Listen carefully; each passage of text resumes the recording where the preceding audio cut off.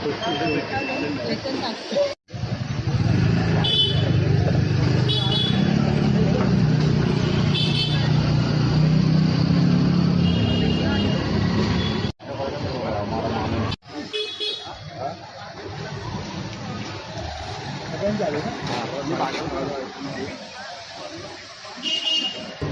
सावंत हे एक वाघासारखं व्यक्तिमत्व, त्यांच्या जाण्याने सेनेमध्ये इकडे पोकळी निर्माण झाली आणि ती भरून न निघणारी पोकळी आहे.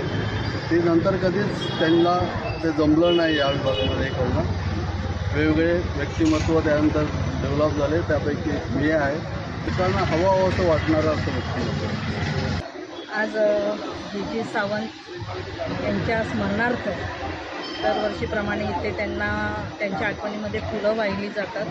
खरं तर त्यांच्याबद्दल बोलायचं म्हणजे एक सामान्य कार्यकर्ता, आणि त्यांनी या गुंतवणुकीसाठी एक मन लावून त्यांनी समाजकार्य केलेलं, आणि त्यांचं असं नाव होतं म्हणून आज हा चौक आपण इथे, तेव्हा माझ्या कारकिर्दीमध्ये हा इथे आपण बनवलेला आहे चौक. आणि मला असं वाटतं त्यांचा परिवार एक आम्हाला परिवारासारखंच आहे.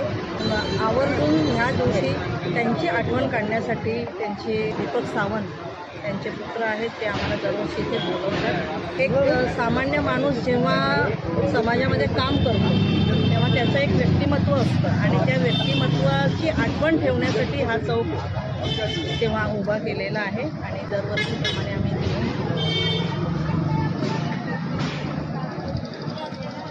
लाडके नगरसेवक सुनीलजी यादव यांच्या कृपेने आज आम्ही इथे उभे आहोत. कारण का आज जेव्हा स्मारक बांधण्यात आला, चौक बांधण्यात आला, प्रथम तेव्हा दादाला आणि मला म्हणजे दीपक सावंत आणि प्रकाश सावंत यांना बोलवण्यात आलं.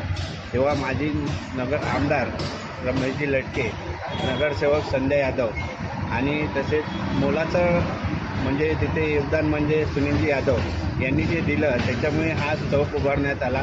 याची आम्हाला म्हणजे बोलतात ना, एक कायमची पोचपावती त्यांनी दिलेली आहे, ते आम्ही आयुष्यभर विसरणार नाही.